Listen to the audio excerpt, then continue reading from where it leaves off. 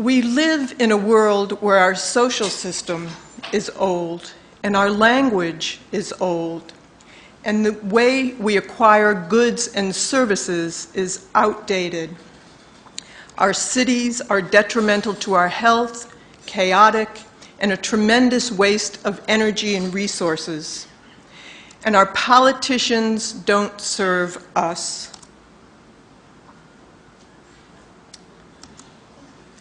But our technology is racing forward. We're trying to adjust to the rapid advances in technology with obsolete values that no longer serve us in the world that we have today. Excuse me. What is needed is a change in our sense of direction and purpose, an alternative vision for a sustainable new world civilization, unlike any in the past. This is what we're presenting here, and we call it the Venus Project. The activist arm was organized by Peter Joseph, and that's called the Zeitgeist movement. When I refer to sustainability, I'm not referring to sustainability for the banks, the corporations, or our obsolete social system that we live under. By sustainability, I mean the well-being of all people in a new social system that would bring out the best in their highest potential while protecting and preserving the environment. Almost everyone will prefer using scientific means when it comes to surgery. Also, what I'm talking about is the intelligent management of the Earth's resources by using the methods of science. By the methods of science, I'm referring to science applied to the way we live to achieve a more humane society for all. Almost everyone will prefer using scientific means when it comes to surgery, to the building of aircraft, to skyscrapers, to bridges, and automobiles. Over the centuries, we've developed a consensus that when it comes to matters of personal safety, we choose science and technology rather than primitive belief systems or politics, because science has been proven to work. Then why don't we use scientific scales of performance when it comes to planning our societies, our cities, our transportation systems, our agriculture, our healthcare, and so on? If science has a lot to do with what works, then clearly there's much about today's social and economic system that is not scientific, because things aren't working very well for the majority of the world's people and the environment. If they were, war, poverty, hunger, homelessness, and pollution would have been solved long ago. Unfortunately, our social structures evolved with no overall global planning or an understanding of what shapes our behavior, and if it is not, and it is not being considered today. The Venus Project wants to apply an intelligent method of planning for planetary survival. If we don't apply the scientific method to the way we live, unnecessary human suffering will continue.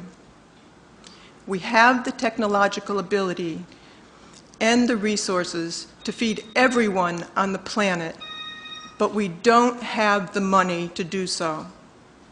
Then how do we even begin to solve our problems within the methods of the monetary system that we all live under? The use of money is hardly ever examined, but let's consider it along with how much it influences our behavior and our values. Money itself does not have any value whatsoever. There's no goal to back it up. It's just a picture on a cheap piece of paper, with an agreement amongst people as to what it can buy. And I would say a forced agreement, because we really don't determine the price of things. If it rained $100 bills, right now, everybody would be happy except for the bankers. So let's look at money. Money is just an interference factor between what you need and what you're able to get. People think in terms of wanting to get a job, to get money, to fulfill their needs. But if they really thought about it, it is really not the money that people need, but the access to the necessities of life. The use of money results in social stratification and elitism. They say in America that all people are equal, but most people don't buy the kind of car or the home they want. They buy what they can afford. Most people are slaves to jobs that they do not like because they need the money. Many laws are enacted for the benefit of corporations that have the money to lobby, bribe, and persuade government officials to make laws to serve their own interests. People say that the monetary system produces incentive, but this may be true to in limited areas. But it also produces greed, corruption, poverty, and unnecessary human suffering. We really have to look at the entire picture. The monetary system is based on artificial scarcity.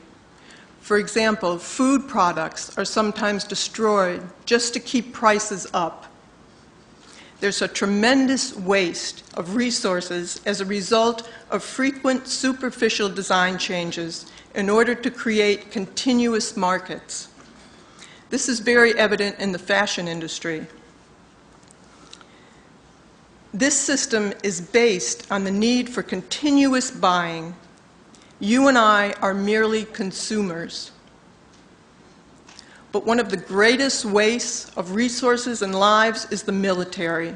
How shameful that it is one of the biggest industries in the world. The earth is being plundered for profit. It is little understood just how much our values are shaped by our monetary systems. Our values are influenced by the establishment. They create the value system within the society for their own self-interest, and they perpetuate the illusion that our values are created from the ground up with such notions as patriotism and democracy and freedom.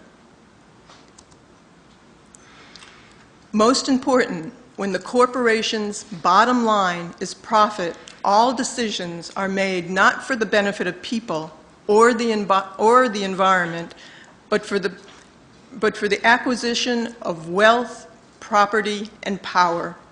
For instance, if your country really cared about you, they wouldn't outsource jobs for lower wages elsewhere. Another example is that industry takes very good care of its production machines, but it doesn't take very good care of the labor. What if all the money in the world suddenly disappeared? As long as arable land, factories, technical personnel, and other resources existed, we can build anything we choose to build.